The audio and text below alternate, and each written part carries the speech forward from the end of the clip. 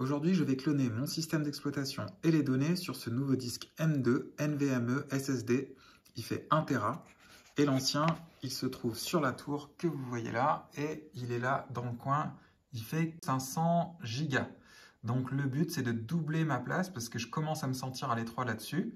Et donc ce sont des disques beaucoup plus performants que les SSD traditionnels. Un SSD traditionnel, on est à 500 mégaoctets par seconde, alors que sur un NVMe, on peut monter jusqu'à 3500 mégaoctets par seconde. Alors maintenant, la difficulté, ça va être de cloner ce genre de disque. Habituellement, pour cloner un SSD, c'est relativement facile puisqu'il y a des prises serial ATA partout. Et donc pour le disque NVMe, j'ai plusieurs solutions. Donc la première solution, c'est d'utiliser le port USB et vous avez ici un convertisseur en NVMe. Méfiez-vous parce qu'il existe plusieurs types de NVMe. C'est indiqué ici, vous avez NVMe M. Donc là, c'est une solution très simple, on branche sur son port USB et en général, le système d'exploitation le reconnaît sans problème. Néanmoins, on est dépendant des débits du port USB, donc il vaut mieux se mettre en USB 3. Et donc ça peut faire un goulot d'étranglement. Je propose une autre solution. C'est la solution PCI Express. Donc ici, vous avez la même chose, sauf que c'est en PCI Express. Et donc, on peut avoir ici un meilleur débit. Donc là aussi, il faut faire attention à avoir le bon format pour ce type de disque NVMe. Donc ce genre d'adaptateur, vous pouvez le trouver sur Amazon ou sur AliExpress.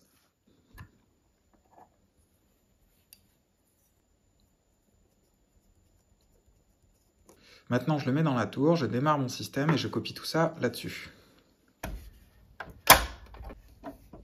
J'ai démarré sous Linux. Le Samsung a bien été reconnu. Actuellement, je suis sur celui-là. Donc quand je lance le test de performance, vous voyez qu'on tourne autour de 3 Go par seconde, 3,1 gigaoctets par seconde. Et je ne pense pas que l'autre ajoute réellement de la vitesse. Moi, ce qui m'intéresse, c'est de gagner de la place, parce que quand je fais du montage vidéo, pour avoir de la vitesse, je mets mes rushs sur ce disque dur, et résultat, ça rame un peu, parce que le disque dur se remplit très vite. Donc habituellement, quand je changeais de disque dur, ce que je faisais, c'est que je réinstallais Linux, et puis je remettais mes données, mes applications. Sauf que là, Linux Manjaro marche vraiment très bien. Je suis très content de toutes les applications que j'ai installées, j'ai pas de bug, il se met très bien à jour. Il ne s'affaisse pas au fur et à mesure des mises à jour, c'est-à-dire qu'il reste toujours très performant. Et donc j'ai pas envie de tout réinstaller avec les applications, les données. Sous Windows, il y a plein de logiciels quand on veut migrer ou cloner un disque dur SSD. Si tu utilises par exemple un disque SSD Samsung, tu peux utiliser leur logiciel Samsung Data Migration qui peut te copier ton système sur lequel tu es actuellement direct sur un SSD que tu as branché en USB ou carrément sur le port serial ATA. Et si tu utilises un disque de marque Crucial, il existe Acronis True Image qui permet de faire des clonages très confortablement avec uniquement les disques durs de la marque Crucial. Et enfin, quand tu es sous Windows, si tu veux faire du multimarque, tu peux utiliser une application qui coûte autour de 50 € qui s'appelle HD Clone et qui fait aussi du très bon travail et c'est très assisté. Et donc là, je suis sous Linux et j'ai cherché un logiciel pour cloner les données. Et donc il y en a un qui permet de sauvegarder et cloner les disques durs, il s'appelle Clonezilla. Donc pour l'installer, je vais passer par Pamac, et il suffit de taper ici le nom du logiciel que tu veux installer. Voilà, je vais prendre celui-là, et de faire appliquer. Pas la peine de passer par un site, on est sûr d'avoir le Clonezilla qui correspond à sa distribution. Ça c'est les paquets dont il a besoin. Et voilà, c'est installé. Donc maintenant, je lance Clonezilla. Et là, je ne le trouve pas dans mes raccourcis. Donc, hélas, ça va dire qu'il est dans l'invite de commande. Et à mon avis, il faut le lancer en admin. Ouais, ça m'étonne pas.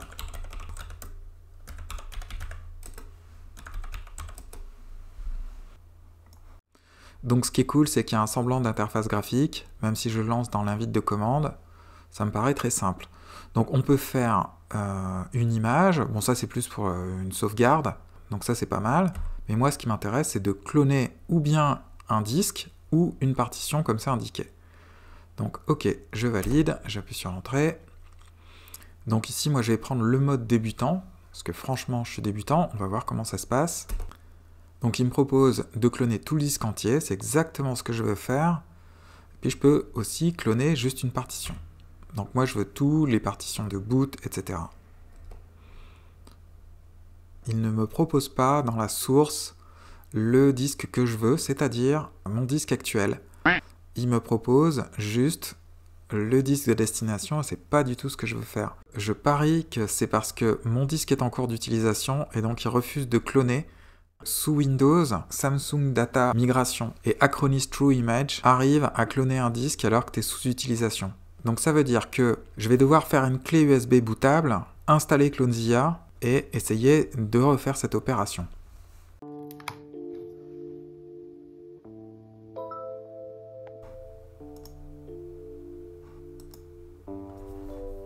Et donc moi j'utilise Manjaro Cinnamon, celui-ci.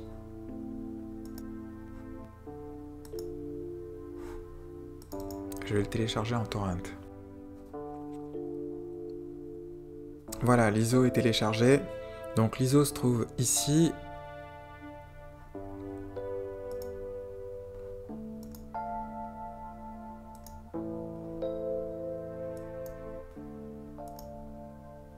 C'est parti, j'écris Linux sur cette petite clé USB.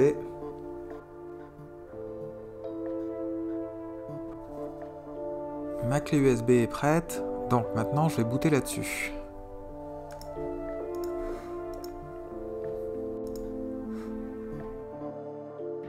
Donc j'appuie là au redémarrage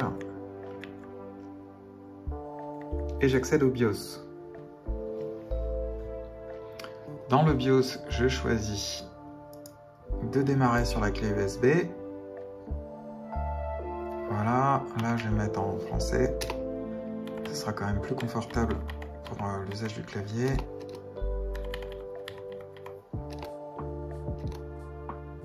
Voilà, on va booter avec les drivers open source. On va se donner le plus de compatibilité possible.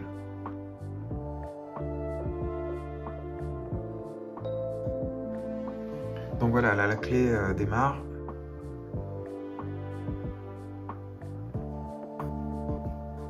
Ok, super. Donc là j'ai pu installer OBS sur la clé USB et vous voyez bien mieux que si je filme l'écran. Donc maintenant je vais installer Clonezilla.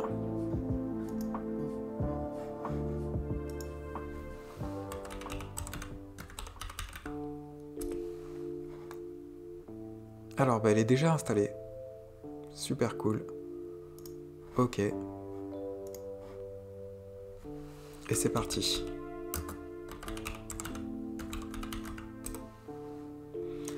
Alors on va voir si maintenant il arrive à détecter mes deux disques durs. Donc d'un disque vers un disque. Débutant. D'un disque vers un disque. Et là c'est bon. Donc vous voyez l'importance de démarrer depuis un système d'exploitation indépendant. Donc là faut pas que je me vautre par contre. Le disque source c'est celui-là. Ok. Et choix du disque destination c'est celui-là. Ok. Non, on va pas vérifier et réparer. Hein. J'y vais comme un bourrin, j'avais pas de souci avec ça. Entrée pour continuer. Et c'est parti. Alors, qu'est-ce qu'il dit? Attention, les données existantes sur le disque vont être écrasées. Êtes-vous sûr de vouloir continuer? Arrête de me faire flipper. Oh, mais qu'est-ce qui me saoule? Allez, vas-y, fonce. Alors, bon, mon disque avait quoi 300 gigas. Donc là, je suis en train de copier 300 gigas en NVMe. Normalement, ça doit aller vite.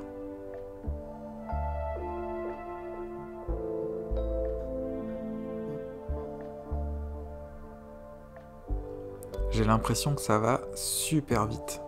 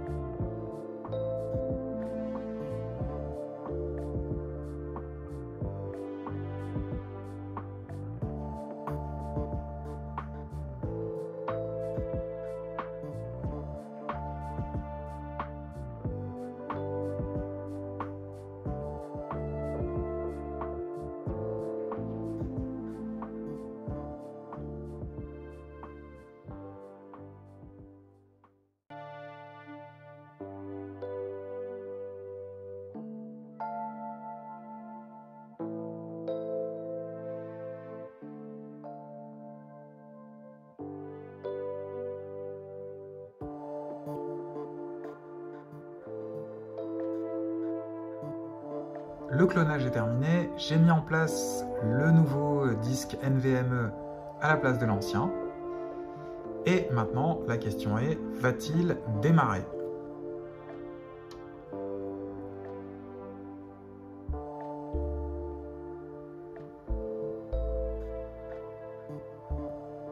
Et voilà, ça démarre nickel.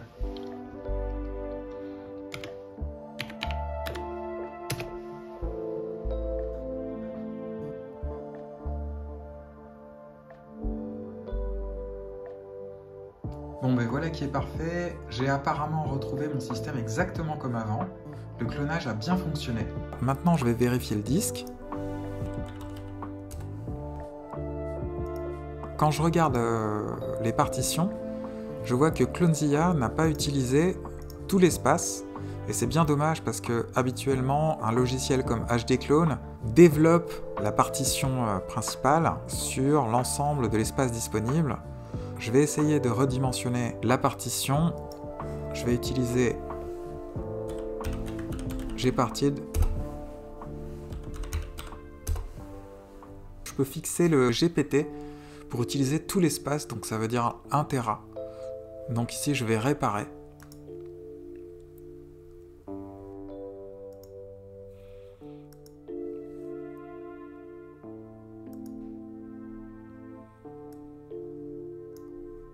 Et c'est parti. Donc j'applique les opérations. Donc il dit que je peux perdre des données, ben on verra. Toutes les opérations sont effectuées avec succès.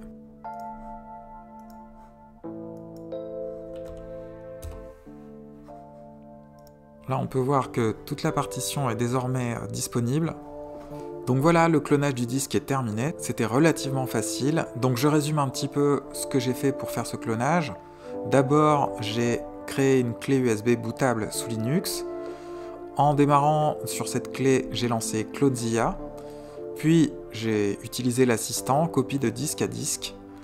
Ensuite, 20 minutes plus tard, le système était copié complètement. J'ai redémarré et là j'ai étendu la partition avec l'utilitaire Gparted qui m'a permis d'étendre directement depuis mon système fonctionnel. Donc voilà, cette vidéo est terminée et je vous dis à la prochaine. Salut!